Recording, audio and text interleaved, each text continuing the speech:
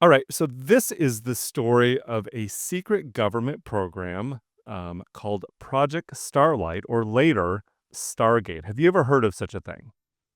Well, I know Stargate, the movie, Yeah, which I love, yeah, great, but great movie. Kurt Russell, and became a TV series later on.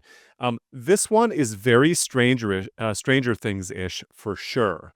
Um, by the way, did you know that the series Stranger Things, that the Hawkins National Lab, the one that looks like an X from above, is mhm. actually within a mile of my house. Yeah, I've been there, that Yeah, building. I've actually filmed in that building. yeah, Yeah. It for that show, right? I don't think it was for that show, but I'll tell funny story. That building it was just a vacant. I think it was an old hospital or Was or the medical G- center. the Georgia Mental Health Mental Institute health, is that's right. That's yeah, right. formed in 1965. Also a tunnel underneath, and one of the founders of true story, and one of the founders of Coca-Cola, one of the brothers, it was two brothers. Hmm. If you look, if you ever anybody you're curious, just look it up on Google Earth, and right next to it you'll see a big mansion. It's dilapidated now, but Yeah, the inside was, I'm sure, at one point beautiful. But there are tunnels that they would take the mentally unstable, like I guess interesting. the worst of the worst, to that to the other property underground, so that they weren't out in the in the public view.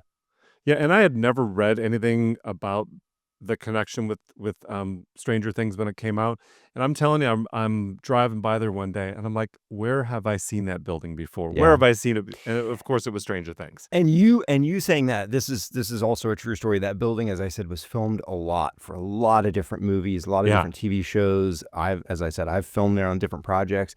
When Stranger Things became so popular, no one else could film there because it was so identifiable right.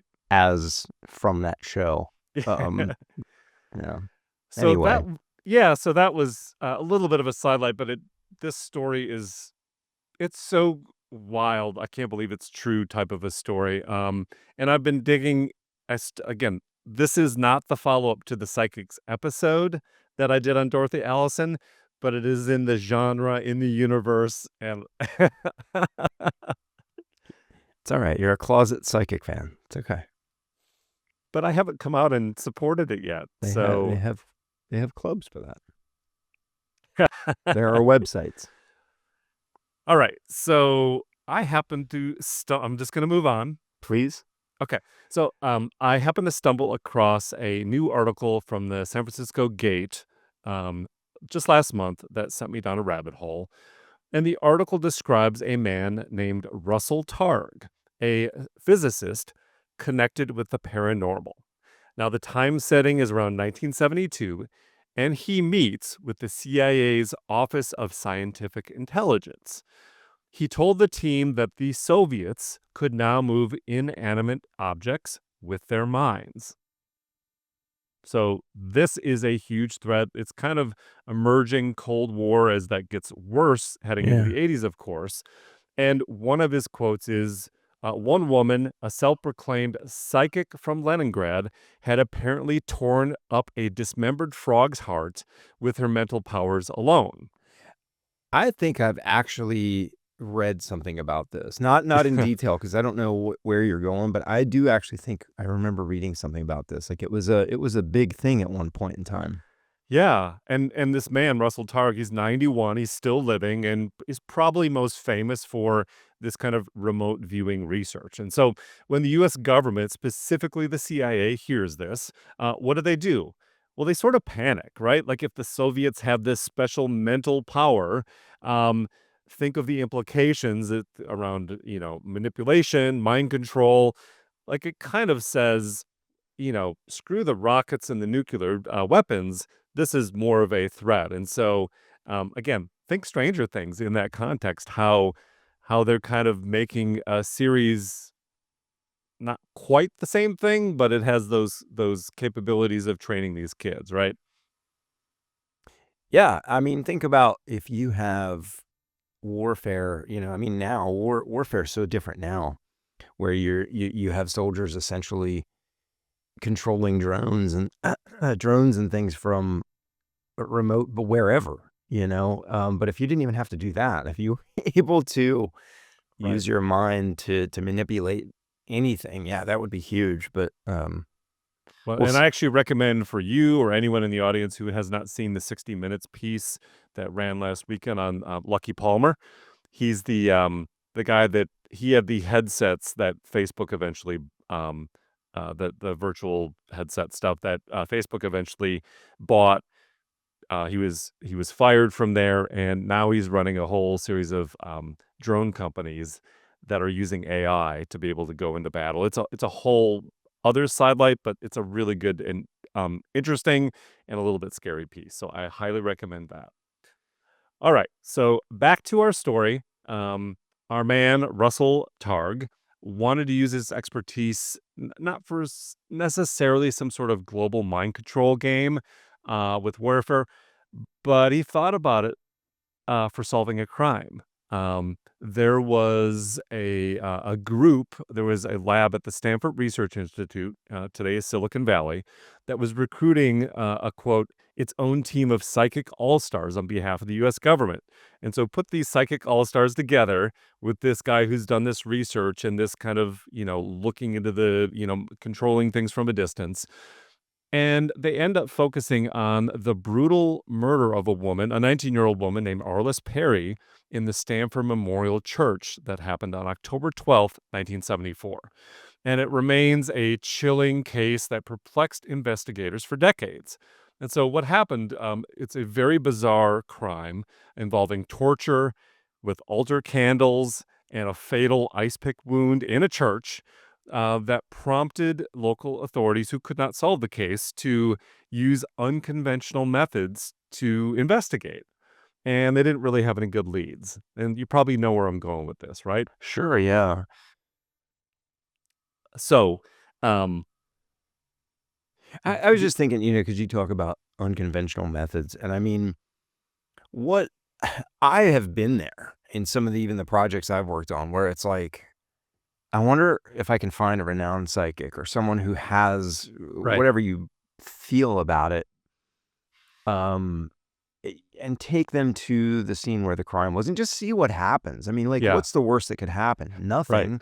right. Or they give you some information that you just know is not true. But what if they gave you something that was actually like made sense or clicked? There's this stigma that goes along with that, as you Here, know. here he goes.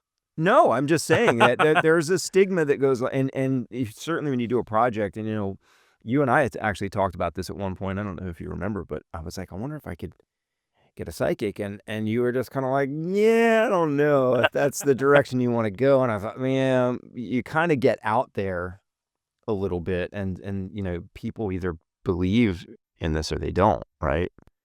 Yeah, and we talk about a lot of these investigative techniques that have happened over the years, and just things that were used, right? From we've talked about sketches of a potential criminal to psychics, of course. And I had another one that I thought of this morning that I will cover in a future episode, which is hypnosis, just as a way to Yeah. stir memories. I was kind of curious, like, has hypnosis truly done? Um, or properly done, has that ever helped, solve a case? Oh, I have to imagine. Yeah.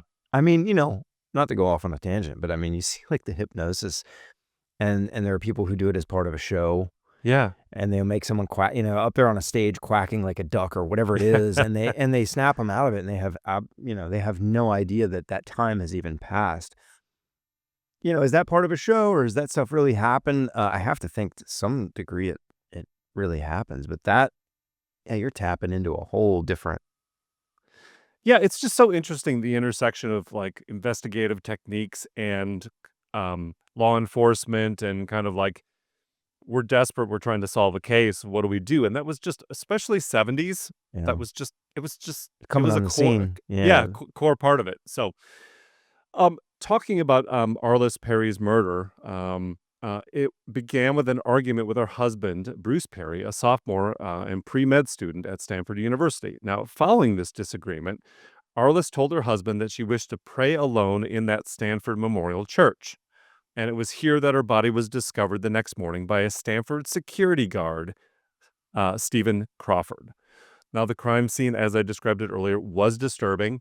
Perry was found half nude near the altar, having been tortured with 3-foot-long altar candles and stabbed in the back of the head with an ice pick. That's pretty dark. I mean, that's dark no matter where it happens, but in a church, It feels very omen, ritualistic. yeah, Yeah, like, yeah, so something's going on here. yeah. So, again, facing a cold case with no apparent leads, a lieutenant involved in the investigation contacted the Stanford Research Institute and Hella Hamid. And she was a psychic, and she was summoned to provide or offer her assistance. Summoned. Yes, summoned, please arrive.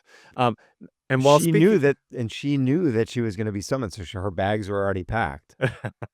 He called, and she was like, and she knocked on the door outside. She's like, "I already knew you were calling. Remember?" she's like, I had a frog. I was having frog legs for dinner, and the frog exploded just like the Soviets do. Like, how is this possible? All right, so she's now involved in the case to try and figure this out. And while speaking to a tape recorder, Hamid reportedly provided detailed information about the murder. Her account included accurate depictions of the murder scene within the chapel, the victim, the killer, the specific location of the fatal stab wound, and even the ritualistic tone of the death. Um, and so she pretty much got it right, except for one thing, which was she claimed that the woman was wearing earrings and she wasn't. So kind of minor, but she got it pretty close otherwise. Look, man, well, I'll we can talk more about this at the end, but I mean, normally it's you picking apart well, she couldn't have read it in the newspaper, huh? Right. But I'll say this without going too deep and being metaphysical or whatever. I was reading something the other day just about matter and energy that, things don't truly, no, nothing ever goes away. Matter never goes away. Energy doesn't go away. It just takes other forms, and that's proven. And when you look at humans, we are energy. Vibrate vibrations of certain frequencies and thing. I mean, that is all proven. You don't have to be like, I don't know, rubbing crystals and stuff to believe that. Is it possible for some people to be able to pick up on these different energies or these different vibrations? I don't know what I feel, but I don't put it out of the realm of possibility to, for this woman to walk in and sense something that happened there. You know what I'm saying? I do. I Like, thought I'm you were trying to gonna. put some science Yeah. to it. You know what I'm saying? Like, it's these things of, you know, um, it's probably a bigger conversation of, just like what happens to energy when you die. But I don't know, man. Well, it's not the same thing, but, when we were out with cadaver dogs, the fact I know Yeah, there's the fact that a scent or a piece of a human from many, many years ago would still not disappear, and they could mark where a potential body was, even if the body's not there anymore, yeah, is mind-blowing to me. And so that like, that's about as close as I get or kinda snapping that to scientific, but I do understand what you're saying. yeah, yeah. And that's crazy too when you think about one of the things we learned that day, was that the cadaver dogs, if a body was in the ground and the body decomposes, it becomes the nutrients and things leach Right. into the soil, and Yeah. from rain and the vegetation that grows nearby will have traces of the decomposed body, those elements growing in the foliage. I mean, that was like, I never would have thought of that, but Never saw it coming. yeah, Yeah. but yeah, it makes sense. Yeah, and the fact Um, that those dogs could mark that so quickly, like, our expectation where we were told, it was like, this either won't happen or it could take a long time and feel confusing to the dogs. What happened in reality was like, ding. ding, and it was like, "What's going on here?" Right? Yeah. Alright, Huh. So, so the case remained unsolved, And here we go with the actual conclusion to this. The murder case remained unsolved for several decades.